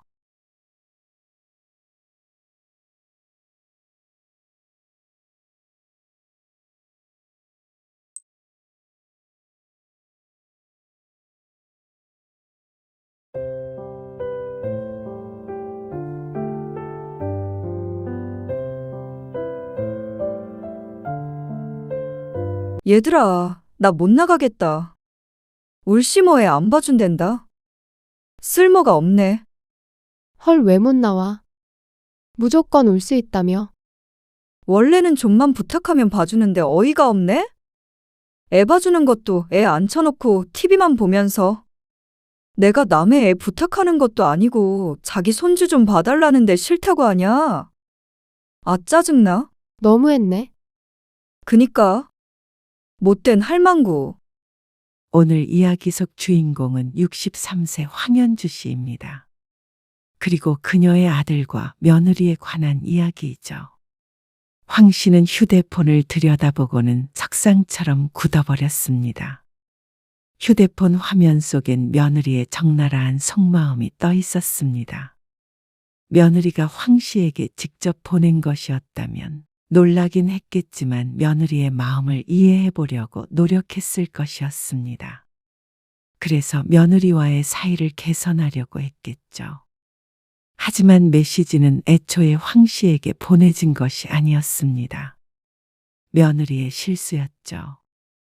친구들과의 단톡방에 황 씨가 잘못 초대되었는데 그걸 모르고 며느리는 황 씨의 뒷담화를 했습니다. 악의와 조롱에 가득 찬 그 내용에 황 씨는 경악스러워했습니다. 내가 알던 며느리가 아닌 것 같았죠. 그래도 남들보다는 사이 좋은 고부관계라고 생각했습니다. 그런데 그렇게 살갑던 며느리의 실체를 알게 되자 배신감이 들었습니다. 시부모에 대한 불만이 없을 수는 없겠지만 그것을 농담거리로 삼고 들리지 않는 곳에서 헐뜯는 건 인성의 문제였습니다. 한두 번도 아니었고 말이죠. 황 씨는 더 이상 며느리를 며느리로 생각하지 않았습니다. 가족이라고 생각했었지만 이제는 그러지 않기로 했습니다. 그러니 더 이상 부모 노릇을 할 필요도 얼굴을 마주볼 필요도 없었죠. 황 씨는 아들 하나 딸이 하나 있었습니다. 자식들이 취업하고 결혼하면서 왕래는 적어질 수밖에 없었지만 일주일에 한 번 이상은 전화통화는 꼭 했습니다. 자식들 간의 사이도 남들보다는 좋은 편이라 내 식구가 늘 화목했습니다. 어머님, 생신 축하드려요. 고마워. 제가 첫 번째로 전화드린 거죠? 그러네. 아무튼간 며느리밖에 없어. 이번에 못 찾아뵈서 죄송해요. 아니야, 바쁜 걸 어떻게 하겠어. 걱정 말어. 아버지랑 같이 놀러 갔다 오기로 했으니까. 네. 다음번 생신 때는 꼭 갈게요. 그래. 황 씨는 며느리와의 전화를 끊었습니다. 그러자 같이 모임을 하고 있던 친구가 호들갑을 떨며 물었습니다. 며느리야. 응, 아이고, 무슨 며느리가 그렇게 살가워? 꼭 딸인 줄 알았네. 어쩔 때 보면 딸보다 더 애교가 많고 그래. 부럽다, 부러워. 우리 며느리는 무뚝뚝해서 전화도 1년에 한 번 할까 말까야. 우리 며느리는 일주일에 한 번은 해. 집 해줘서 그런 거 아니야? 나는 전세 구할 때 돈을 안 보태줘서 그런가? 그런 애 아니야. 얼마나 착한데? 자기 며느리라고 감싸네. 황 씨의 아들은 3년 전에 결혼을 했습니다. 그리고 친구의 말처럼 참 살가운 며느리를 맞았습니다. 전화도 자주 했고 생일이나 기념일 등도 잘 챙기는 편이었습니다. 농담처럼 말하긴 했지만 정말로 어쩔 때는 딸보다도 살갑다는 생각을 하곤 했습니다. 남들은 며느리가 무심해서 불만이 있고 또 누구는 며느리와 사이가 안 좋아서 고민이라던데 황 씨는 그런 고민이 없었습니다. 얼마나 다행인지 몰랐습니다. 그래서 황 씨는 며느리에게 누구보다도 잘해주고 싶었습니다. 이런 며느리를 만난 것도 복이기 때문에 며느리도 이런 시모를 만난 게 복이라는 생각이 들게 해주고 싶었습니다. 그래서 언제 며느리가 무엇을 부탁해도 웬만하면 다 들어주었습니다. 아주 곤란한 상황만 아니라면 말이죠. 어머님, 저희 이번 주말에 여행 가는데요. 혹시 콩순이 좀 맡아주실 수 있으세요? 강아지를? 네. 어머님 안 좋아하시는 거 알긴 하는데 이번에 연휴가 겹쳐서 애견 호텔에 맡기려면 너무 비싸더라고요. 그래? 며느리의 전화에 황 씨는 잠시 고민에 빠졌습니다. 워낙 동물을 좋아하지 않는 탓에 한 번도 키워본 적이 없는데 며느리가 하는 부탁이라 선뜻 거절하기가 어려웠습니다. 아들이 전화했으면 고개를 저었을 텐데 말이죠. 그래도 시어머니한테까지 부탁한 거 보면 달리 부탁할 사람이 없는 듯한데 거절하면 실망할 것 같았습니다. 그래, 어쩔 수 없지. 그러면 전날에 데려다 놔. 어머, 정말요? 감사해요. 사실 준혁 씨가 안 맡아주실 거라고 전화하지 말라고 그랬거든요. 근데 전화해보길 잘했죠? 그래, 황 씨는 며느리의 말에 피식 웃었습니다. 가족끼리 이 정도 못해주나 싶었습니다. 알레르기가 있는 것도 아니고 그저 좋아하지 않는 것뿐이니 말이죠. 그리고 아들네가 아이를 낳았을 때도 마찬가지였습니다. 멀리 사는 안사돈을 대신해서 황 씨가 몸에 좋다는 음식, 며느리가 먹고 싶다는 음식을 해다 바쳤습니다. 육아도 예외는 아니었죠. 어머님, 저 병원 좀 다녀와야 하는데 애기 좀 3시간 정도 봐주실 수 있으세요? 병원? 어디 아프니? 아, 그건 아니고요. 얼굴에 뭐가 자꾸 나서요. 새벽에 잠을 잘 못 자서 그런가 봐요. 피부과 가는 거야? 네. 어머님밖에 부탁할 사람이 없어서요. 어쩌지? 내가 모임이 있어서 미리 연락을 주지. 아, 모임이요. 며느리가 시무룩한 듯한 목소리로 말끝을 흐렸습니다. 그런데 며느리는 하는 수 없다던가 알았다는 대답을 하지 않고 자꾸만 한숨을 쉬었습니다. 아, 오늘 예약이 돼 있는데. 미리 물어보지도 않고 예약부터 해놨다는 게 조금 의아하기는 했습니다. 저는 당연히 집에 계실 줄 알고요. 보통은 집에 있을 때가 많지만 그렇다고 황 씨가 늘 집에만 있는 것은 아니었습니다. 중요한 모임인가요?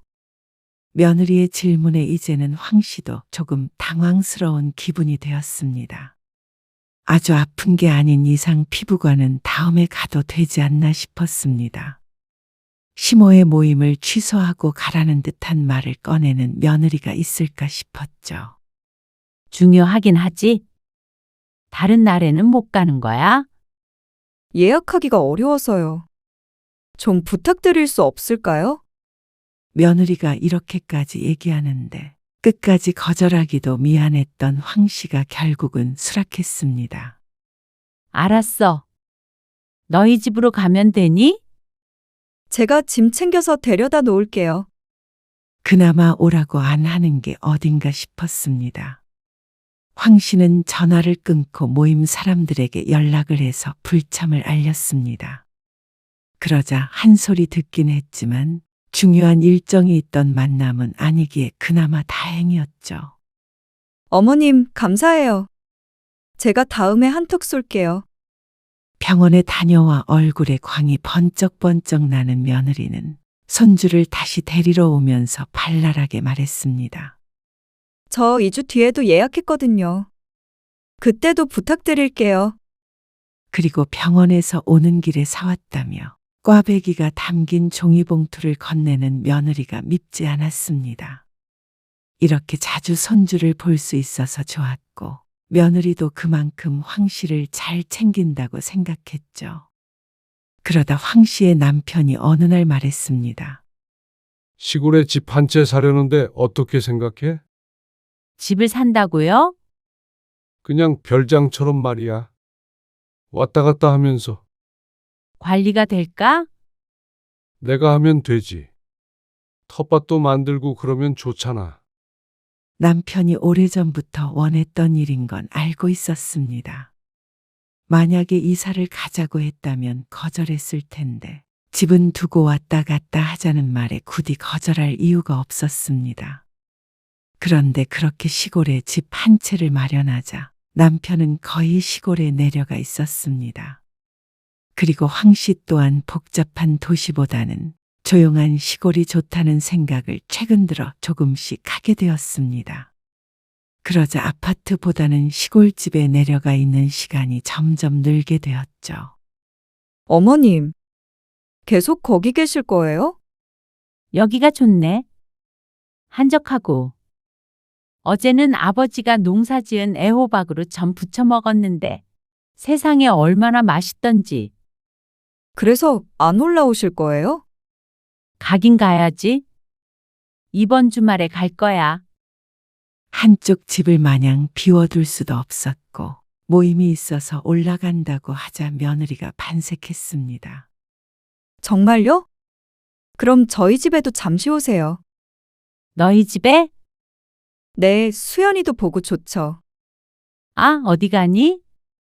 그러자 며느리가 주말에 부부끼리 데이트를 하겠다고 손주를 맡아달라고 했습니다.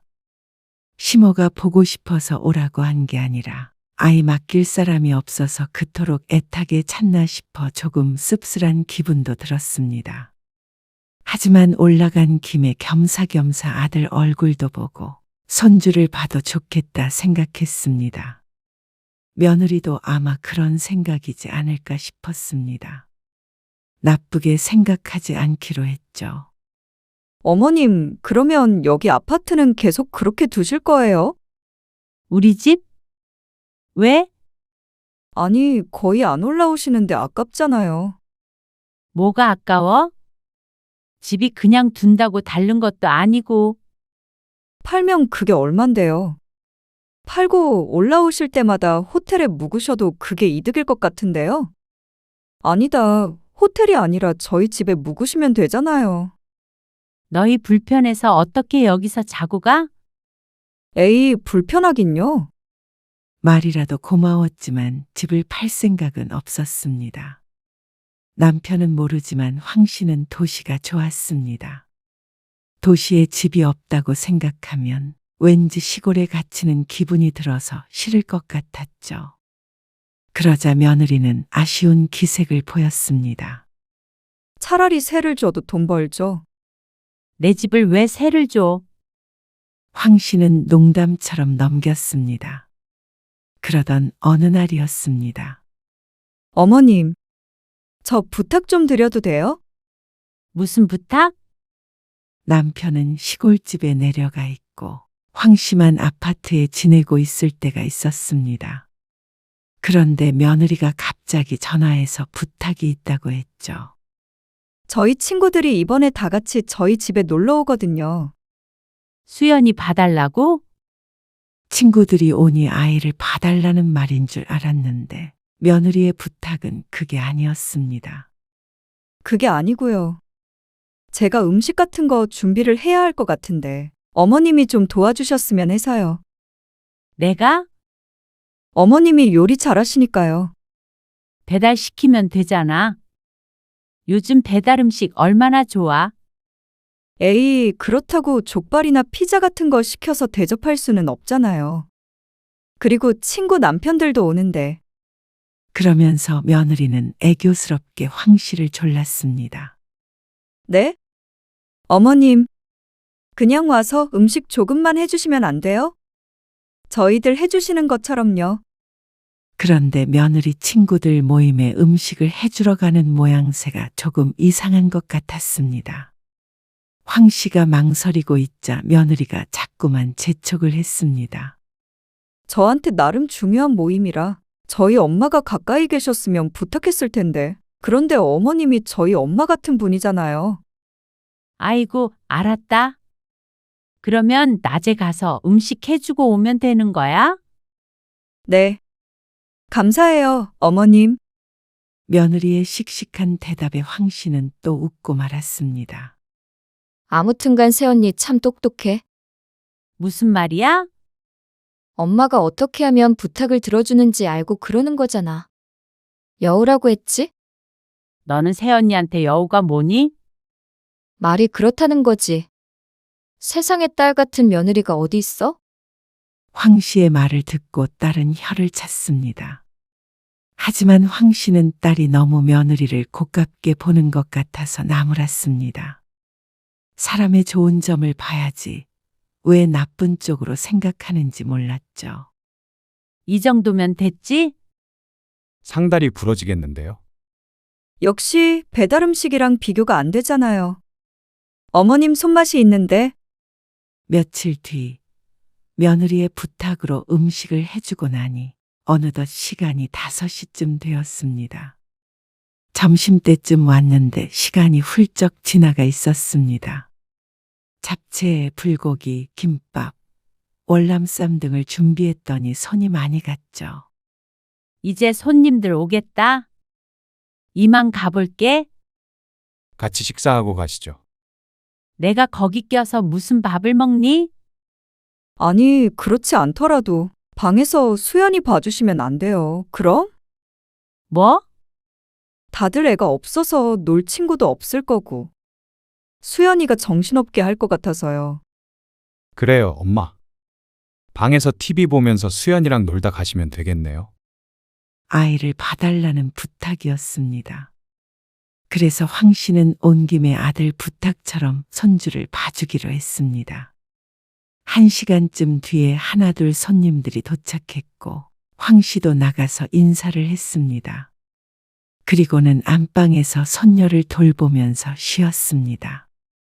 다행히 손녀가 얌전한 편이라 침대에 기대 앉아서 편안하게 TV를 볼 수 있었죠. 손녀도 밥을 먹이고 씻기고 난 뒤에 설핏잠에 든 듯 했습니다. 일어나 보니 손녀는 이미 꿈나라였고 시간은 10시가 지나가고 있었습니다. 그리고 거실은 아직까지도 시끌벅적했습니다. 그러면 지금 모인 애들끼리만 단톡방 따로 만들자. 앞으로 계속 이렇게만 모이는 거야. 개주는 나야. 며느리의 들뜬 목소리가 들렸습니다. 우리는 빼고?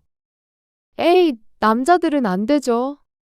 깔깔거리며 웃는 소리가 방 안까지 크게 들렸습니다. 다들 술을 많이 먹은 것 같았습니다. 오늘 모인 친구들끼리 개를 하기로 한 모양이었습니다. 황 씨는 슬슬 자리에서 일어났습니다. 손녀도 잠들었으니 이만 가봐야겠다고 생각했죠. 저희가 술을 마셔서 모셔다 드리질 못하겠네요.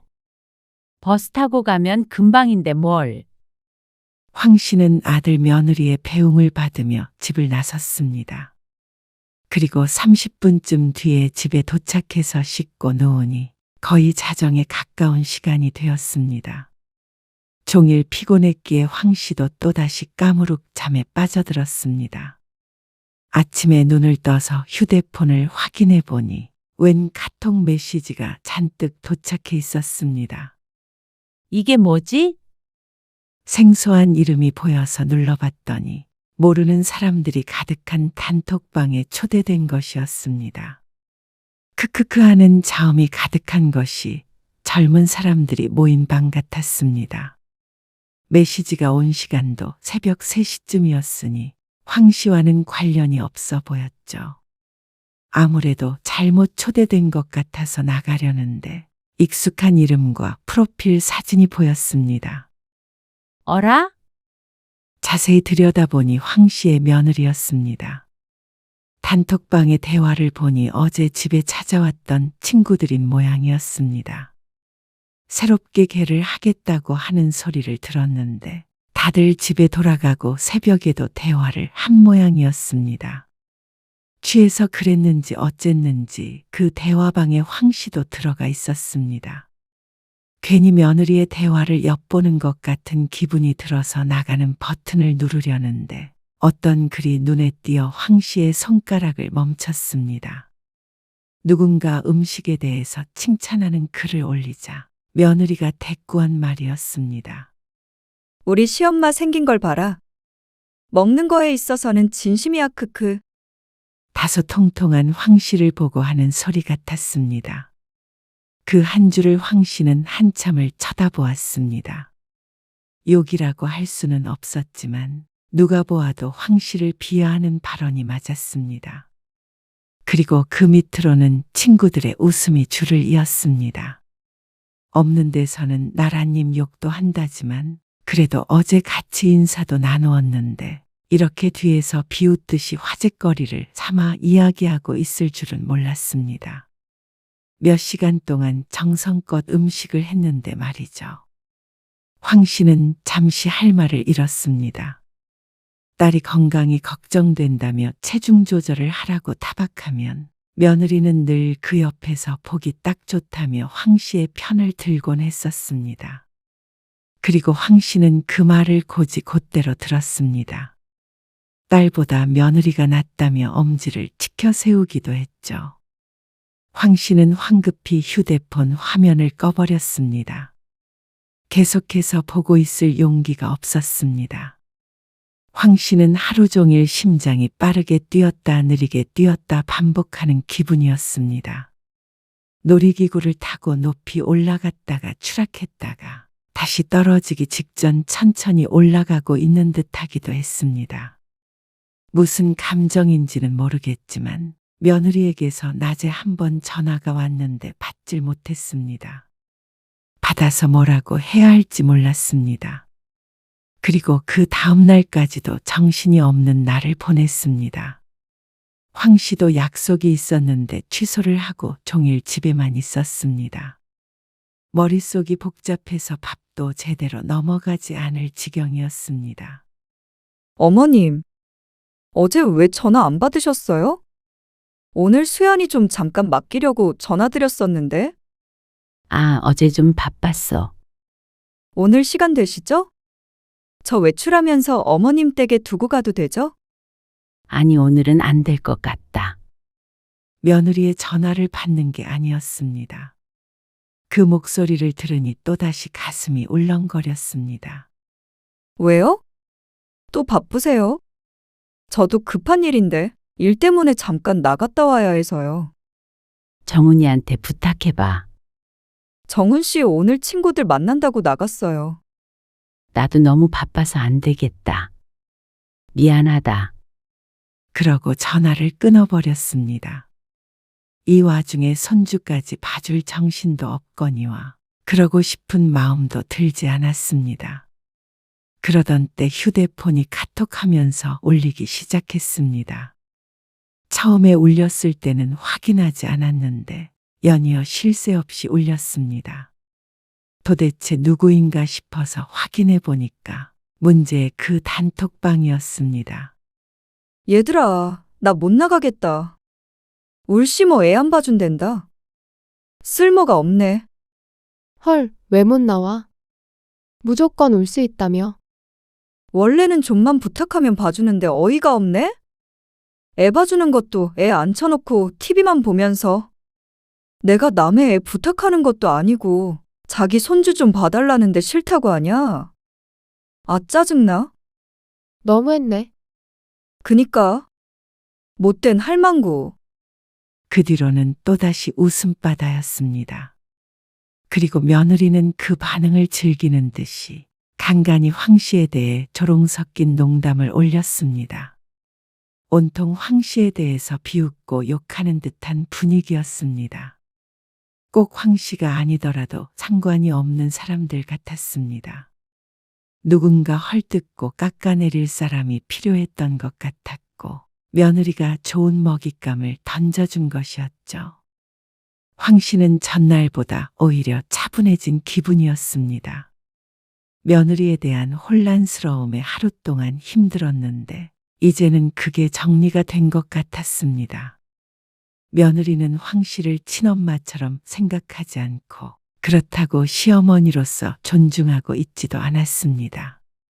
그동안 친밀하다고 생각했던 것도 아이를 맡기거나 도움을 받기 위해서 쓴 가면이었습니다. 그렇게 며느리가 직접 말했습니다. 그리고 황 씨는 그걸 지켜봐야 했습니다. 그렇다면 오히려 입장 정리가 쉬웠습니다. 더 이상 고민하고 괴로워할 이유가 없어 보였습니다. 황 씨는 거기에다가 답을 하지 않았습니다. 한마디만 해도 며느리는 놀라 뒤집어졌을 텐데 말이죠. 황 씨는 종종 울리는 카카오톡 메시지를 빠짐없이 확인했습니다. 그리고 자신의 이야기가 나오는 때에는 바로 휴대폰 갤러리에 저장도 해놨습니다. 그렇게 보름쯤이 지나자 꽤나 사진이 쌓여 있었죠. 그러다가 며느리에게서 연락을 받았습니다. 어머님, 저번에 말씀드렸던 거 있잖아요. 뭐? 그 아파트요. 어머님 집. 거기 안 판다고 하셨죠? 그래, 안 팔어. 그럼 저한테 좋은 아이디어가 있어요. 저희가 거기에 들어가서 살면 어때요? 여기 전세금 빼고요. 너희가 들어와서 살겠다고? 그렇잖아요. 멀쩡한 집이 비어 있는 것도 좀 그렇고. 어머님도 자주 오시진 않으시니까요. 올라오시게 되면 저희 집에서 묵으시면 되고. 그러니까 그 집을 너희 달라는 소리야? 에이, 그렇게 말하면 왠지 제가 좀 나쁜 며느리 같네요. 저희도 괜히 전세 살 거 없이 들어가서 살면서 집 관리도 해드리고 그러면 좋으니까요.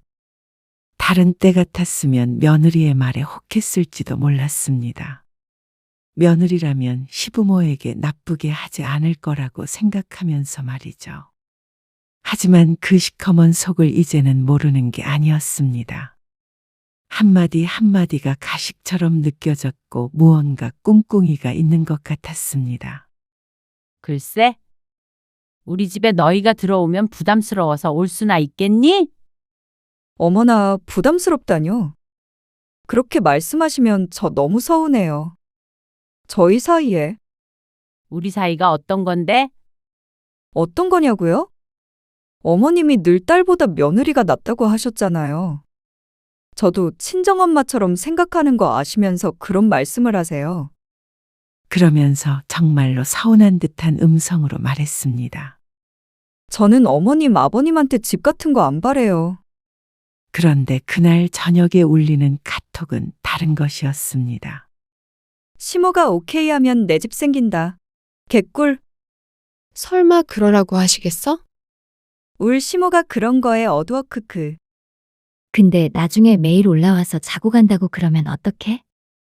그건 그때 가서 핑계대고 거절하면 되지. 우리 집이 호텔도 아니고 크크.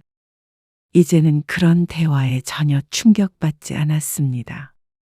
오히려 마음속이 더 차분해지는 것 같았습니다. 찰칵하고 황 씨는 또다시 대화 내용을 사진으로 남겼습니다. 그리고 그날 이후로 황 씨는 며느리의 전화를 받지 않았습니다. 그리고 아들의 전화도 받지 않았죠. 그러자 며느리는 자신이 집 얘기를 꺼내서 그런가 생각했는지 메시지를 보내왔습니다. 오히려 자신이 섭섭하다며 어머님이 해주신 무슨 반찬이 먹고 싶다 어쩐다 하며 난리 부르스를 주었습니다. 한편의 코미디를 보는 기분이었습니다. 여태 모르고 지냈던 자신이 얼마나 우스웠을까 싶었죠. 황 씨는 남편과 상의해서 그 아파트를 팔기로 했습니다. 이제는 아들네와 가까이 살고 싶은 마음도 없었습니다. 혹여나 도시에 집이 필요하다면 더 먼 곳에 다시 사는 한이 있어도 그곳에 살고 싶지는 않았습니다. 아들 며느리가 찾아오는 것도 원치 않았죠. 어머님, 수연이도 안 봐주시고 연락도 안 받으시고 도대체 왜 그러세요? 뭔가 서운한 게 있으시면 말씀하세요. 어제 수연이 아파서 저 회사도 못 나갔어요. 아들에게서 며느리에게서 하도 시끄럽게 연락이 오기에 메시지 하나를 남겼습니다. 아파트 팔았고 다시는 연락하지 말아라. 그리고 아들과 며느리에게 각각 사진을 하나씩 전송했습니다. 황 씨의 몸매에 관해서 대화를 나눴던 것을 캡처해 두었던 것이었습니다. 그러자 전화에 불이 났습니다. 황 씨는 며느리의 전화는 받지 않고 아들의 전화만 받았습니다. 아, 엄마. 이게 뭐예요? 황 씨가 자초지종을 설명하자 아들이 변명을 했습니다. 수연이 엄마가 농담으로 한 말이래요. 이것 때문에 그동안 연락도 안 받으신 거예요. 에이, 우리 엄마. 이 정도는 웃어넘기는 성격이잖아요. 그 말에 황 씨는 코웃음을 쳤습니다. 너라면 웃어넘길 수 있겠니? 다시는 볼 일 없어. 이제는 명절에도 오지 말고. 애 맡긴다고도 하지 마. 집 팔아버리고 다른 데로 갈 테니까. 그리고 한동안 아들 며느리와 연락하지 않았고 황 씨는 아파트 비밀번호를 바꾼 채로 시골로 내려갔습니다. 아파트가 팔리는 동안은 남편과 함께 지낼 생각이었습니다. 내일 정훈이네가 여기로 온다고 그러네. 내가 오지 말라고 했어. 나쁜 놈들. 남편도 아들 며느리에게 화가 많이 난 것 같았습니다. 전세금 줬던 것도 돌려주라고 했더니 와서 오해를 풀겠다는 거야. 오해는 무슨 오해? 그러니까 말이야. 아무튼 오면은 문도 안 열어줄 거야. 그런데 황 씨는 오히려 대문은 열어주라고 했습니다. 그리고 다음 날이 되었을 때 남편이 초인종 소리에 대문을 열어주었죠. 그러자 마당을 가로질러 현관으로 향하던 아들과 며느리가 경악을 했습니다. 엄마! 아들의 목소리에 그제서야 황 씨가 문 밖을 나섰습니다. 이게 다 뭐예요? 며느리는 주저앉아 있었고 아들은 크게 놀란 듯 보였습니다. 현관문에는 그동안 며느리가 친구들과 나눴던 대화들이 인쇄되어 붙어 있었습니다. 이게 왜? 여보, 어떻게 된 거야? 아들이 며느리를 추궁하자 며느리가 더듬더듬 휴대폰을 꺼내 들었습니다. 아니, 그럴 리가 없는데. 왜 6명이지? 대화방에 5명만 있어야 하는데 6명이 있는 걸 이제야 발견한 모양이었죠. 그동안 나눈 대화 잘 봤다. 내가 왜 이러는지는 더는 긴 말 필요 없겠지? 그러자 아들은 말이 없었습니다. 그리고 며느리도 오해라고 부인하다가 결국엔 입을 다물었습니다. 너무나도 명백한 증거가 눈앞에 전시되어 있는데 뭐라 할 말도 없을 것이었습니다. 젊은 사람도 아닌 시어머니가 사진을 조작했다고 할 수도 없는 노릇이고 말이죠. 그러니까 돌아가. 우리 집이 호텔도 아니고 왜 마음대로 찾아와? 며느리가 했던 말 중 하나였습니다. 그걸 알아들은 며느리의 표정이 하얗게 질렸습니다. 뭐? 내 집에 들어가서 살겠다고? 개코 같은 소리 하지 말어라. 황 씨가 이런 말을 한 적이 없기에 아들도 놀랐습니다. 아버지 말씀 들었지? 줬던 전세금도 토해내. 전세금을 돌려달라니요. 그러면 저희는 어디서 살아요? 그건 너희가 알아서 할 문제지. 이렇게 남보다도 못한 사이인데 우리가 뭘 위해서 전세금을 줘야 해? 잘못했어요. 어머님, 제가 그냥 친구들끼리 농담하느라고. 농담도 할 얘기가 따로 있지. 그리고 그 선이 있는 거 아니냐? 뒤에서 시부모 흉 좀 볼 수 있다고 쳐도 이 정도면 원수야. 네가 이렇게까지 나를 증오하는지 몰랐다. 이제는 무서워서 네 얼굴 보지도 못하겠으니까 앞으로는 보지 말고 살자. 어머님, 엄마, 그러니까 한 달 내로 전세금 입금해. 전세 대출 받으면 많이 나오잖아. 다시는 이런 일 없게 할게요. 며느리의 말을 뒤로하고 황 씨는 등을 돌렸습니다. 이제는 더 이상 아들 내외에게 단 1분이라도 내주고 싶은 마음이 없었습니다. 그동안 고생했던 걸 생각해도 피가 거꾸로 솟는 기분이었습니다. 그 시간은 되돌릴 수 없겠지만 그래도 돌려받을 수 있는 돈은 돌려받고 앞으로의 시간은 헛되게 보내고 싶지 않았죠. 남편은 아들 며느리를 집안에도 들이지 않고 쫓아내버렸습니다.